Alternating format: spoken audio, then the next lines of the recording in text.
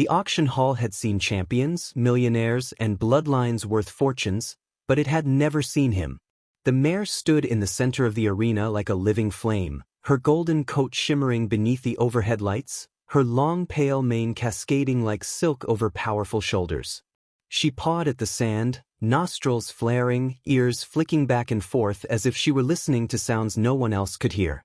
Every movement radiated tension and defiance. They called her Solara, the undefeated mare with a legacy that stretched across championship rings and breeding lines that collectors would fight wars over. But today, something felt wrong. 3 handlers kept their distance as she circled, her muscles rippling beneath flawless skin. The auctioneer had already warned the room twice. Solara wasn't just valuable, she was unpredictable. 2 weeks earlier, she had thrown her elite rider during a private demonstration. The fall shattered the rider's collarbone and left the mare labeled as temperamental. Buyers whispered about it, yet none dared to deny her prestige. In the horse world, greatness often walked alongside danger. The crowd filled the elevated seating, investors in tailored suits, ranch owners wearing polished boots, and breeders calculating future profits behind cold, watchful eyes. Murmurs buzzed through the air like electricity. But then, the murmurs shifted, because the arena doors creaked open. A man stepped inside who looked like he had wandered in from another world entirely.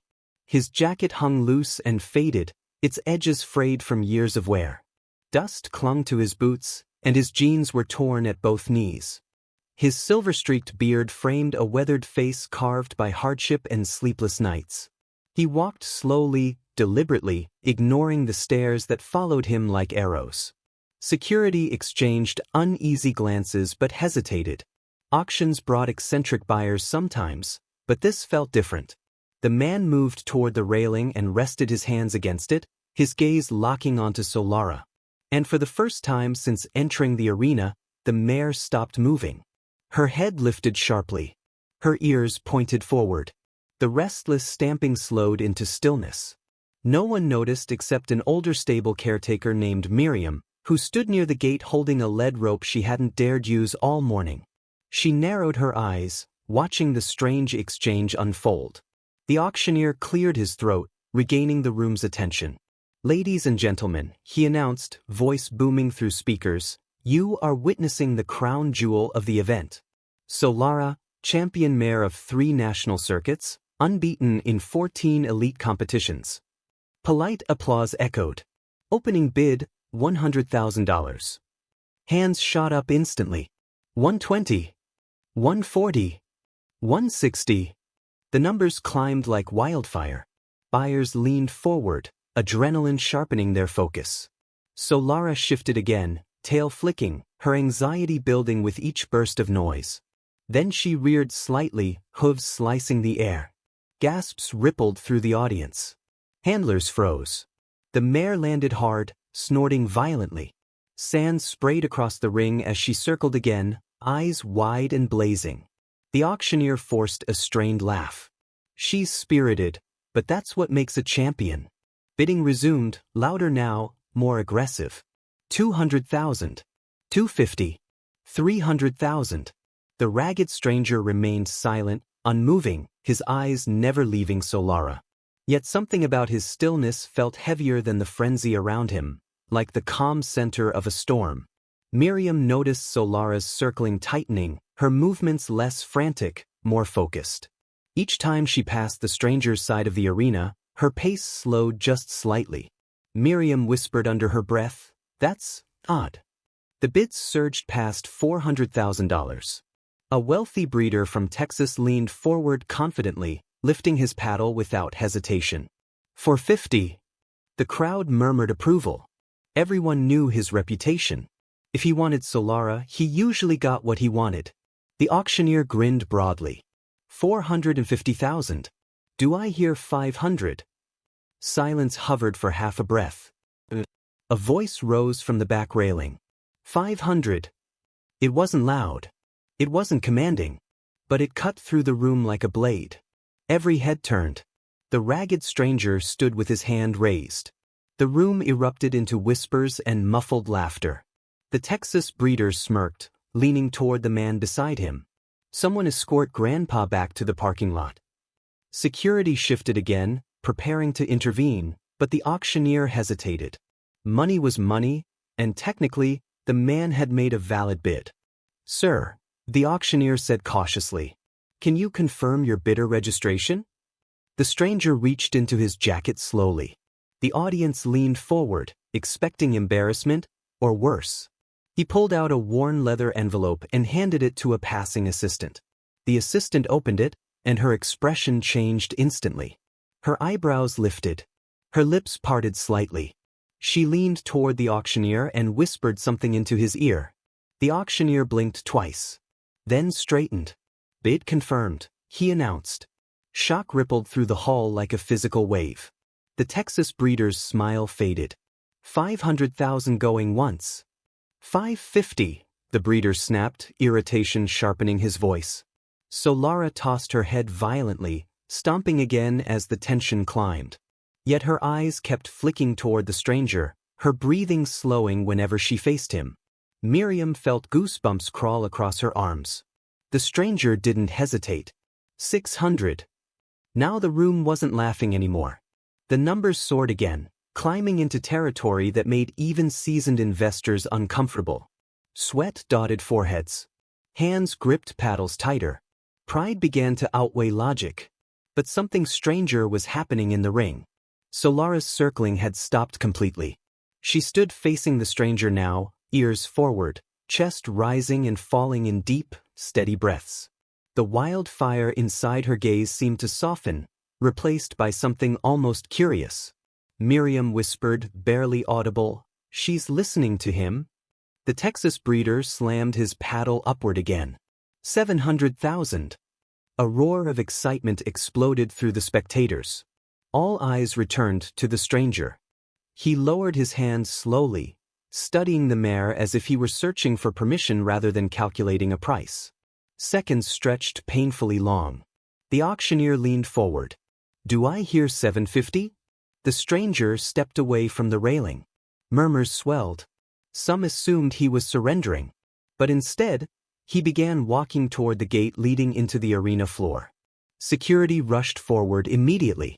"Sir, you're not authorized." He stopped just short of them, lifting his hand calmly. Solara whinnied sharply, a sound so sudden and powerful it froze everyone in place. The mare stepped forward, pulling slightly against the loose lead rope Miriam still held. Her eyes locked on the stranger again. The arena fell into stunned silence. And for the first time all day, Solara lowered her head. The stranger looked back toward the auctioneer, his voice steady, almost quiet. 750. The entire auction hall exploded into chaos. And no one, not the investors, not the handlers, not even Miriam, realized they were about to witness a story that had begun decades earlier, long before Solara ever stepped into this arena. The auction hall buzzed with disbelief as the number hung in the air like a thundercloud waiting to break. $750,000, the auctioneer repeated, his voice strained with both excitement and confusion. "Do I hear 800? But the room's attention wasn't on the number anymore. It was on the stranger, and the mare who now stood unusually still, her golden coat shimmering under the harsh arena lights, her gaze locked onto him as if she recognized something no one else could see. Miriam's grip on the lead rope loosened slightly. She had handled hundreds of elite horses during her 30 years working auctions, and she knew when an animal was fighting fear, and when it was listening. Solara wasn't agitated anymore. Her chest rose and fell in slow, steady breaths. Her ears were pointed forward, alert but calm. "That's impossible," Miriam whispered to herself. The Texas breeder shifted impatiently in his seat, his pride visibly bruised. He raised his paddle again. 800,000. A collective gasp rippled through the audience. The bid had climbed into territory reserved only for the most legendary bloodlines. Investors leaned toward each other, whispering frantically. Cameras flashed from the media section above. But the stranger didn't react immediately. He took one slow step closer to the arena gate, his eyes never leaving Solara. Security guards tensed beside him, unsure whether to intervene. The man raised his hand slightly, not toward them, but toward the mare. And something subtle, yet breathtaking happened. Solara stepped forward. Not a violent pull. Not a nervous shuffle. A single, deliberate step. Miriam's breath caught in her throat. She felt the rope slacken completely in her hand. The auctioneer cleared his throat nervously. "Sir, we will need confirmation of your ability to continue bidding at this level." The stranger finally turned. His weathered face revealed deep lines etched by years of sun and sorrow, but his eyes held a steady, unshaken confidence. "You already confirmed it," he replied calmly. Murmurs swelled again across the hall. The assistant who had reviewed his documents nodded quietly to the auctioneer, reinforcing the statement. The Texas breeder leaned back, studying the stranger more carefully now. His expression shifted from mockery to suspicion. The auctioneer raised his gavel again. 800,000 going once. 850. The stranger's voice cut clean through the room. Shock detonated across the audience. The breeder's jaw tightened.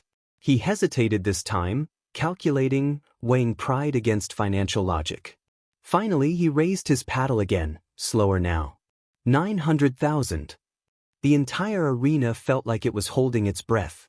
Miriam glanced down at Solara, expecting the mare's nerves to erupt again with the rising tension. But Solara remained still, her dark eyes softening as she studied the stranger with growing intensity. Solara released a low, almost fragile nicker. It wasn't loud. Many in the crowd didn't even notice it. But Miriam did. And the stranger did. His shoulders lowered slightly, like a man finally exhaling after holding his breath for years. The auctioneer turned back toward him. "Do I hear 950? The stranger didn't raise his paddle this time. He simply spoke. 1 million. The words slammed into the arena like thunder. Several spectators physically stood from their seats. Conversations erupted. Even the auctioneer staggered half a step backward before regaining composure. $1 million, he repeated, barely able to contain his disbelief. The Texas breeder stared at the stranger for a long moment. His confidence was gone now, replaced by something closer to unease. Finally, he leaned toward his financial advisors seated beside him. A tense whisper passed between them. The advisor slowly shook his head. The breeder exhaled heavily, then lowered his paddle. The auctioneer raised his gavel high, his voice booming with adrenaline. $1 million going once. Solara flicked her ears, shifting her weight slightly, her eyes still locked onto the stranger as though the rest of the room had vanished. Going twice. Miriam felt her hands trembling around the rope. Then the gavel struck. Sold. The hall erupted into applause, cheers, and stunned chatter. Reporters scrambled to capture footage. Buyers shook their heads in disbelief. Some clapped out of respect, others out of sheer astonishment. But the stranger didn't celebrate. He stepped quietly through the gate as security parted without protest this time. Sand crunched beneath his boots as he approached Solara slowly, carefully, like a man approaching an old memory rather than a newly purchased prize. Miriam watched closely, her pulse racing. Solara tensed for half a second, her muscles tightening as if preparing to bolt. The crowd hushed again, sensing something fragile about to unfold. The stranger stopped a few feet away from her. He didn't reach for the rope. He didn't speak. He simply stood there, meeting her gaze. Seconds stretched painfully long. Solara lowered her head further, her ears relaxing sideways in a gesture Miriam had only ever seen when a horse felt completely safe. The stranger extended his hand slowly. Gasps rippled through the front rows as Solara stepped forward on her own, her velvet muzzle brushing against his palm. Her nostrils flared as she inhaled his scent, and something deep inside her posture melted, years of tension dissolving in a moment that felt almost sacred. Miriam felt tears sting her eyes without warning. "How?" she whispered. The stranger rested his forehead gently against Solara's, his voice barely audible as he murmured something only the mare could hear. But Miriam caught one word. "Found." The caretaker's heart pounded. Questions raced through her mind like a storm breaking loose. Because Solara had been bred in elite facilities her entire life, carefully tracked, carefully documented. There was no record of her ever being lost. Yet the way the stranger stood with her, the way Solara leaned into him like she had been waiting years for this exact moment. Miriam realized something chilling and extraordinary. This wasn't the beginning of their story. It was a reunion. And as the auction crowd celebrated what they believed was a shocking purchase, none of them realized they had just witnessed the first step in uncovering a secret buried deep in Solara's past, a secret that would soon shake the entire horse world. The celebration in the auction hall continued behind them, but inside the arena ring, time seemed to slow into something quieter, heavier, almost sacred. The stranger stood with Solara, his hand resting against her cheek while her breathing steadied into a calm rhythm that no handler had managed to achieve all day. Miriam approached cautiously, her boots crunching softly against the sand. She had spent decades reading horses, their moods, their fears, their silent warnings, and what she was witnessing now unsettled her in ways she couldn't explain. "You've handled her before," she said carefully, her voice low enough to avoid carrying into the cheering crowd. The stranger didn't look up immediately.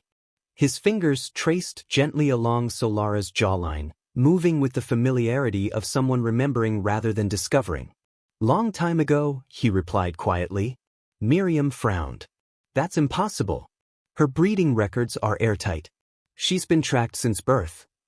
The stranger finally turned toward her, his expression calm but layered with something older, something wounded. "Records don't always tell the whole story."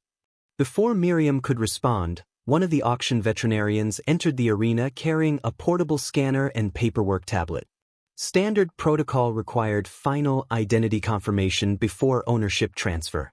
He approached Solara cautiously, glancing between her and the stranger. "Congratulations," the vet said politely. "We just need to verify her microchip and brand before releasing her." The stranger nodded but didn't step away from the mare. The veterinarian crouched beside Solara's hindquarter, scanning the small electronic chip embedded beneath her skin. The tablet beeped as the identification number appeared. "Matches perfectly," the vet confirmed, then leaned closer to inspect the small Freeze brand etched faintly along her flank, a series of symbols marking her elite bloodline registry. He paused. His brow furrowed. "That's strange." Miriam stepped closer. "What is it?" The veterinarian brushed sand gently away from the marking, revealing a faint second brand partially hidden beneath the official registry symbol. It was older, worn with time, and nearly invisible unless someone knew where to look. Miriam felt her stomach drop. "That brand isn't in her records." The stranger exhaled slowly, his hand resting against Solara's neck as if grounding both of them. "It wouldn't be," he said softly. The veterinarian straightened, confused. "Sir, do you know anything about this marking?" The stranger hesitated. For a moment, it looked like he might remain silent forever. Then he reached into his jacket again, pulling out a folded, weathered photograph. He handed it to Miriam. The image showed a much younger man standing in an open pasture, smiling beside a chestnut mare with a pale mane strikingly similar to Solara's. At the mare's side stood a newborn foal, legs wobbly, head lifted proudly toward the camera. Miriam's heart pounded as she studied the photo. The foal's markings, the shape of the star on her forehead, the faint swirl pattern in her coat. They were identical. "That's," Miriam whispered. "That's Solara." The stranger nodded. "She wasn't called Solara back then," he said quietly. "Her name was Ember." Miriam stared at him, stunned. "That can't be possible." Solara was born at Ironcrest Breeding Ranch. Their documentation goes back decades. The stranger's jaw tightened slightly. "They bought her," he replied. The veterinarian and Miriam exchanged uneasy glances. "From who?" Miriam asked. The stranger looked back at Solara, his expression softening as memories flickered across his face like shadows dancing through firelight. "From me." Silence dropped around them like a curtain. Miriam struggled to process the revelation. "You sold her?" The stranger shook his head slowly. "They took her." Miriam's chest tightened. "What do you mean?" The stranger stepped closer to Solara, his voice lowering as if the words themselves were fragile. "Years ago, I ran a small rescue ranch," he began. We took in injured and abandoned horses. Ember was born from one of the mares we saved from a breeding operation shutdown. Her mother nearly died giving birth to her, but that foal stood within minutes. Fierce. She used to chase butterflies like she thought she could outrun the sky. His lips curved into a faint, bittersweet smile. We raised her by hand, bottle-fed her when her mother's milk ran low. She slept outside my cabin every night for her first winter. Miriam felt her throat tighten as she listened. "What happened?" she asked gently. The stranger's smile faded. "A wildfire." The single word hung between them like smoke. "It tore through the valley faster than anyone expected," he continued. "We evacuated what horses we could, but Ember panicked. She broke through a side fence while we were loading trailers. I chased her into the hills, but the fire cut us off. When I woke up at the hospital 2 days later, they told me the ranch was gone." Miriam's eyes glistened. "And Ember?" "They said they found surviving horses wandering miles away. Rescue crews rounded them up and transferred them to holding facilities. I searched for months.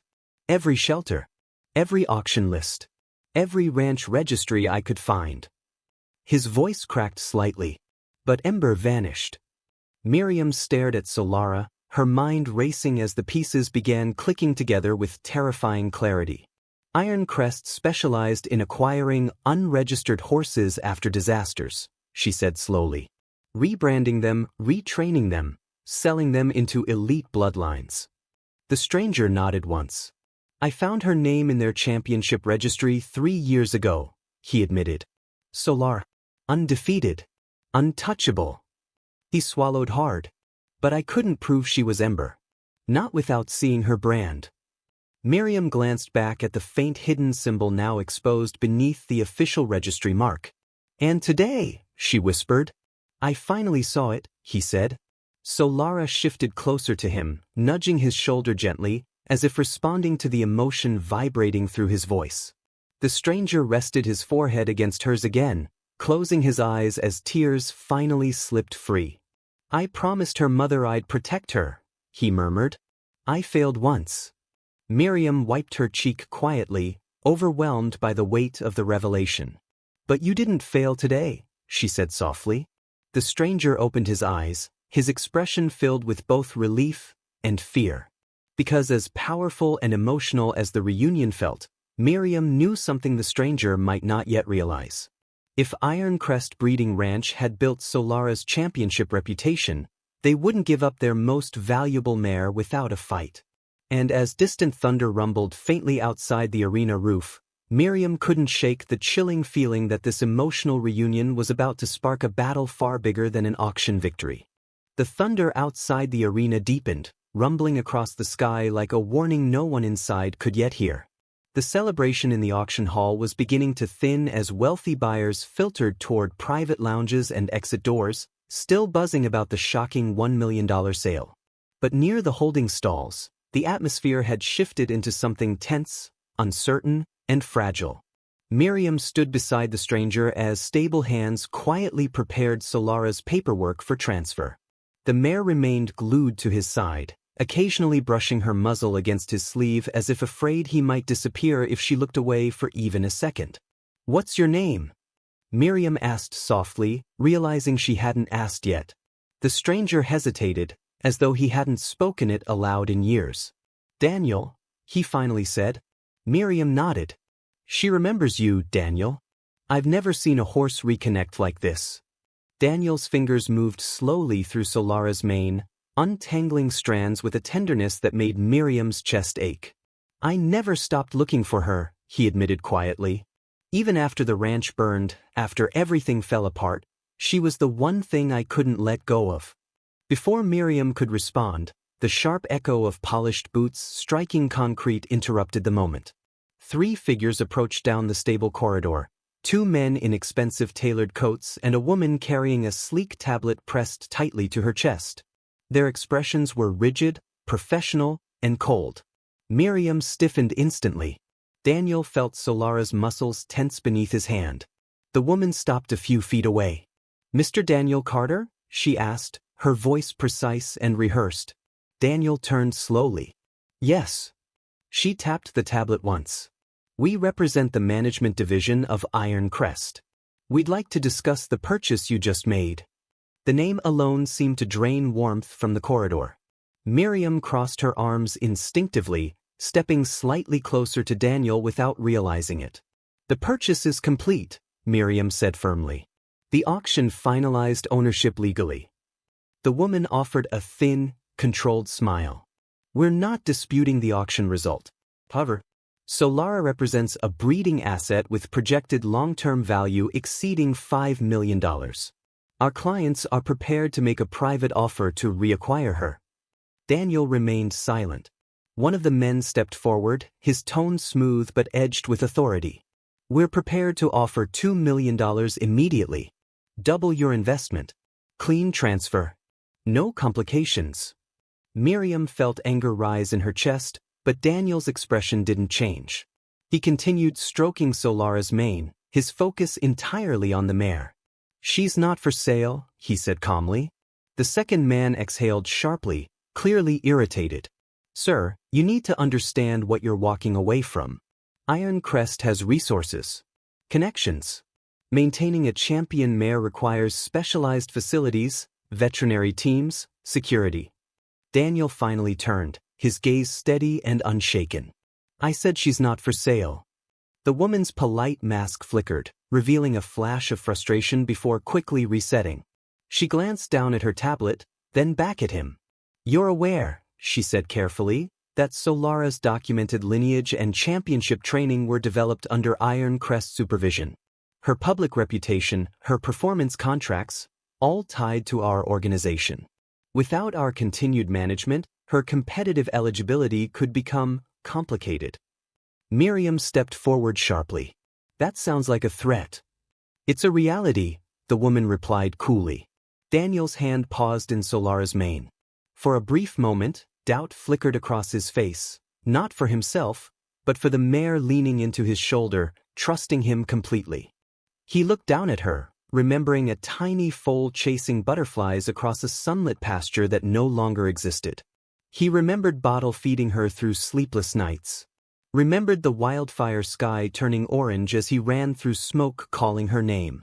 And he remembered the promise he had whispered to her mother as the exhausted mare lay dying after giving birth. I'll protect her. Daniel straightened slowly.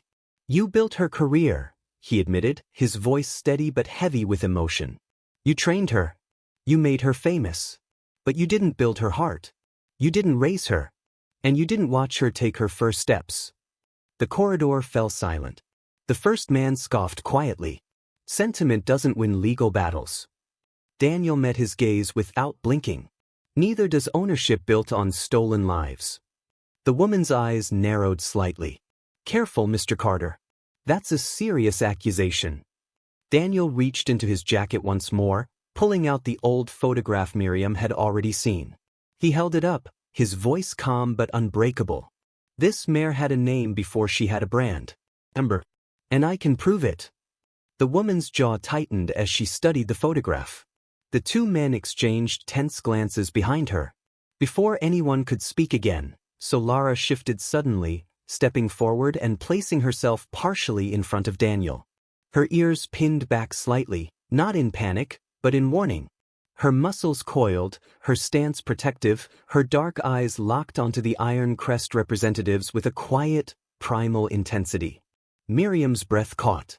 Look at her, Daniel said softly. She already knows where she belongs. For the first time, uncertainty flickered across the visitor's composed expressions. The mare's reaction wasn't aggressive, but it was unmistakably defensive. Even seasoned professionals understood what it meant when a horse chose a person that completely. The woman inhaled slowly, regaining control. We will be reviewing this matter further, she said, her voice sharpening slightly. Expect to hear from our legal department. She turned sharply, signaling the two men to follow. Their footsteps echoed down the corridor until they disappeared around the corner. Silence returned, but it wasn't peaceful. Miriam released a long breath. They won't let this go easily. Daniel nodded, resting his forehead gently against Solara's once more. Rain began tapping softly against the metal roof above them, the storm finally breaking outside. "I know," he whispered. Solara exhaled warmly against his chest, her entire body relaxing again now that the strangers were gone. The storm outside grew heavier, thunder rolling like distant drums across the sky. Miriam watched the two of them, her heart swelling with both hope and dread. Because the battle ahead wouldn't be fought with bids or applause.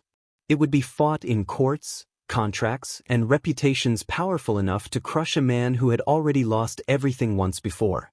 And yet, as Daniel wrapped his arm gently around Solara's neck, whispering promises only she could hear, Miriam felt something stronger than fear rising quietly between them. Trust. And sometimes, trust was the only thing strong enough to survive the fire. The rain followed them out of the auction grounds, soaking the pavement and blurring the flashing lights of news vans that had gathered near the entrance. Cameras turned as Daniel led Solara into a borrowed trailer, the mare stepping inside without hesitation, no resistance, no fear. She walked as if she already knew where she was going. Miriam stood nearby, holding an umbrella she hadn't realized she'd opened, watching the moment with quiet awe. "She trusts you completely," she said softly. Daniel rested his hand against Solara's neck one last time before closing the trailer gate. "She always did," he replied. "I just took too long to come back." The drive away from the auction felt unreal. Headlines were already spreading online. Ragged stranger wins legendary mare, auction shock of the year, mystery buyer outbids millionaires. But Daniel didn't turn on the radio.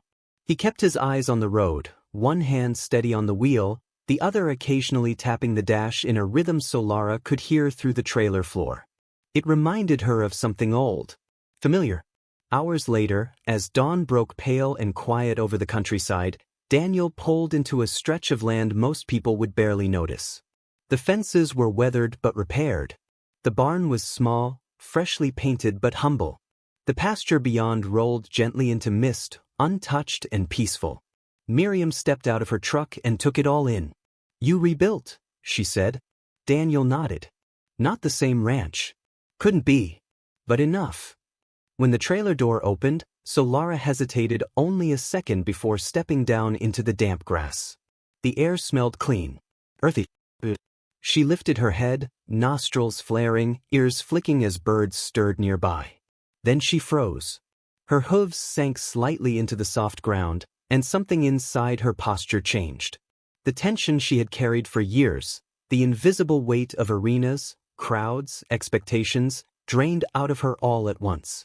She lowered her head and breathed deeply, then dropped to her knees and rolled in the grass like a foal discovering the world for the first time. Daniel laughed softly, a sound caught somewhere between joy and disbelief. Miriam covered her mouth, tears spilling freely now.